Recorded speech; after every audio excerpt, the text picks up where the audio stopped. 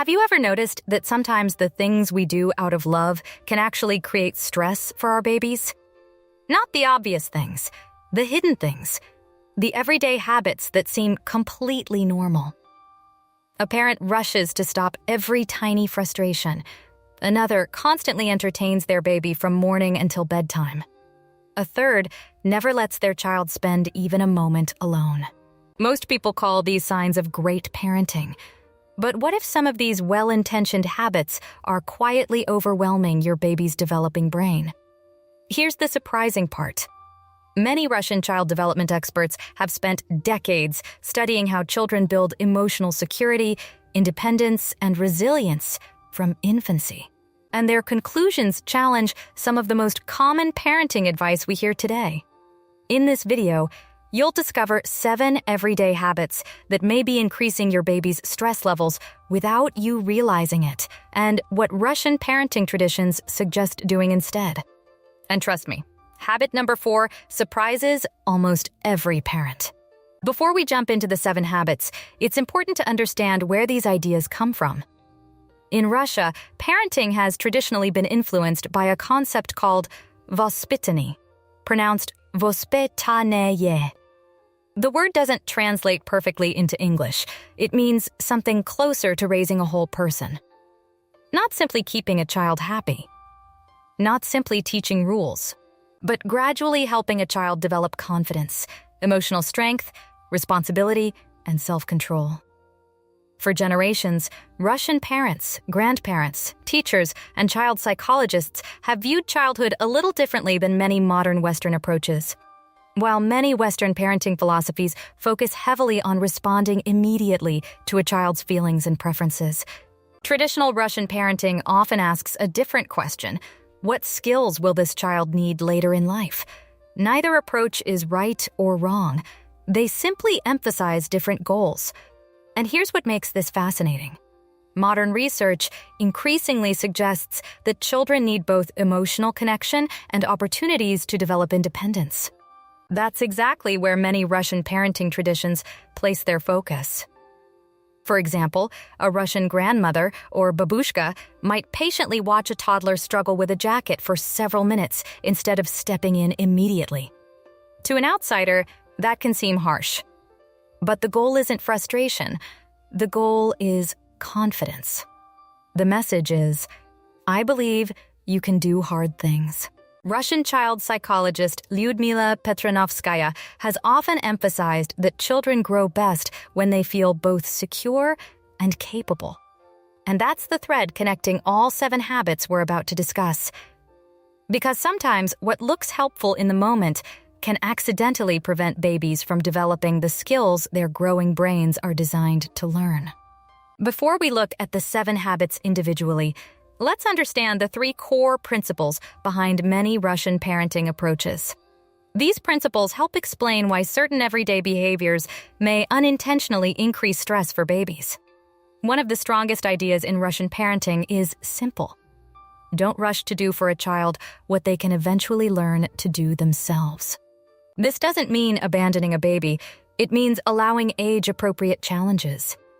Even very young children are constantly trying to master new skills: rolling over, grabbing toys, crawling, standing, feeding themselves. Every successful attempt sends an important message to the brain: I can influence my world. Modern developmental psychology supports this idea. Competence builds confidence. Confidence reduces stress. But here's where many parents accidentally create pressure. The moment a baby struggles, they step in. The toy is handed back immediately. The puzzle piece is placed for them. The frustration disappears instantly. But so does the opportunity to learn. Russian parents often tolerate a little more productive struggle. Not overwhelming frustration, just enough challenge for growth. A few seconds of effort is not harmful. Constant rescue can be. Because children never discover what they're capable of doing on their own. Another important principle is calm authority. Many people imagine Russian parenting as strict, but that's often a misunderstanding. The goal isn't loud authority. It's calm authority. Parents are encouraged to remain emotionally steady rather than constantly reacting to every mood change. Because babies borrow emotional regulation from adults.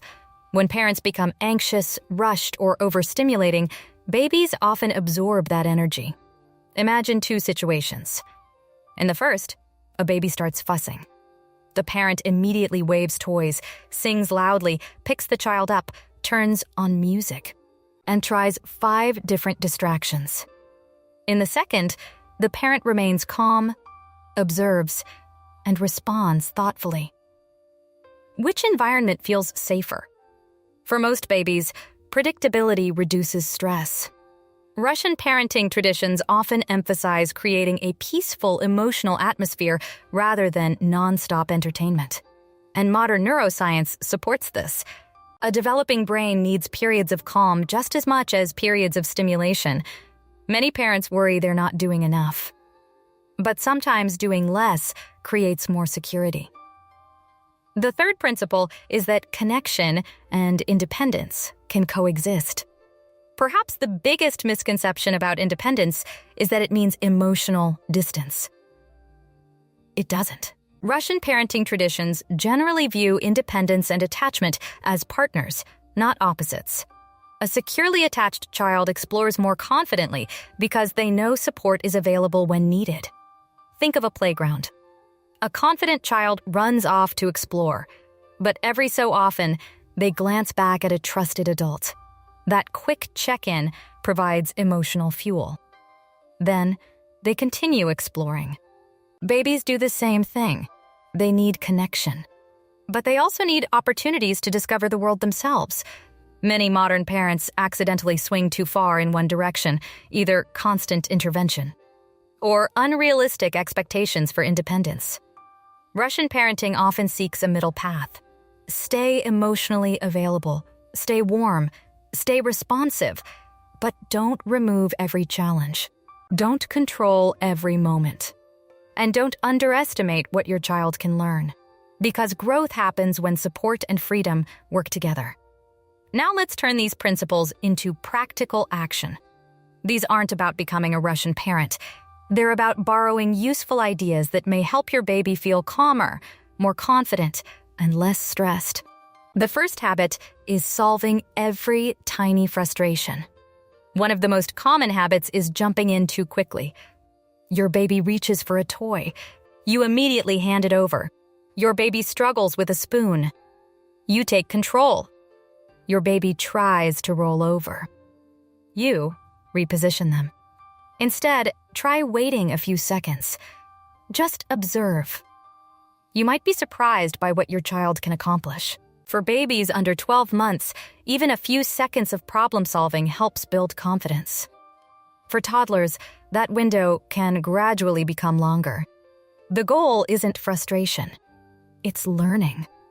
Most parents notice increased persistence within a few weeks. The second habit is constant entertainment. This one surprises many parents. Babies do not need non-stop stimulation. Many adults feel guilty when they're not actively entertaining their child every moment, but constant stimulation can become exhausting. Instead, create small periods of quiet exploration. Place a few safe objects nearby. Sit close. Observe. Allow your baby to investigate independently.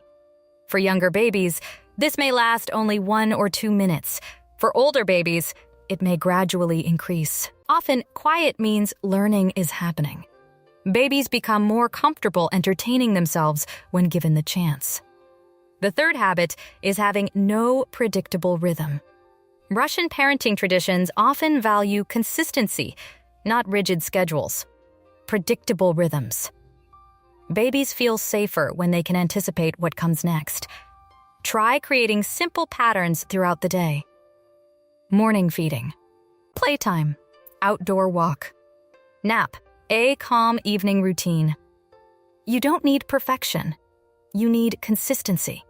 Predictability reduces uncertainty. And reduced uncertainty often means reduced stress. The fourth habit is not allowing enough independence. Remember the babushka example? The goal isn't making life harder. It's helping children discover capability. If your baby is old enough to hold a spoon, let them try. If your toddler wants to help put toys away, encourage it. If they want to attempt a simple task safely, allow the opportunity. Helping feels loving. But sometimes belief is even more powerful. When children sense that you trust them, they begin trusting themselves. Start small. Progress gradually. Celebrate effort more than perfection. The fifth habit is responding with stress instead of calm. This may be the most important habit of all. Babies constantly study adult emotions. When you're stressed, rushed, or overwhelmed, your baby often notices. Before responding to crying or fussiness, pause briefly. Take one slow breath. Relax your shoulders, lower your voice, then respond. Your baby doesn't need perfection. They need a parent who can return to calm. The sixth habit is overprotecting from every challenge. Many loving parents try to remove every obstacle from a child's path, but small challenges are often where growth happens. Learning to wait briefly, trying again after failure, working through mild frustration. These experiences help build resilience. The key is keeping challenges age-appropriate and safe. Children grow stronger when they experience manageable difficulties with support nearby. The seventh habit is underestimating your baby's abilities. Children are often capable of more than adults assume, not because they're extraordinary, but because development naturally pushes them toward growth. When we constantly assume they can't, we unintentionally limit opportunities for learning. When we believe they can and provide support when needed, they often surprise us. So what can we learn from these Russian parenting ideas? It's not about becoming stricter. It's not about ignoring your baby's emotions. And it's definitely not about copying another culture exactly. The real lesson is something much simpler. Sometimes love looks like helping. And sometimes love looks like stepping back just enough for growth to happen. The goal isn't raising a perfectly obedient child. The goal is raising a child who feels both secure and capable. A child who knows, my parents are here for me. And also, I can handle challenges. That's the balance many Russian parenting traditions have tried to cultivate for generations. If you've been doing some of the habits we discussed today, don't feel guilty. Every parent does. Parenting is a learning process for all of us. What matters isn't what happened yesterday. What matters is what you choose to do next. And remember, your child doesn't need perfection. They need connection. They need patience. And they need someone who believes in their potential, even before they do. Which of these habits surprised you the most? And which small change will you try this week? Leave a comment below and join the conversation. If you enjoy discovering parenting wisdom from different cultures, backed by modern science and real-world experience, make sure to subscribe and turn on notifications. Every week, we explore practical parenting ideas that help children thrive without guilt, fear, or perfectionism. Because great parenting isn't about controlling every moment. It's about creating the conditions where children can grow into the strongest version of themselves. And that journey starts with one small change today. See you in the next video.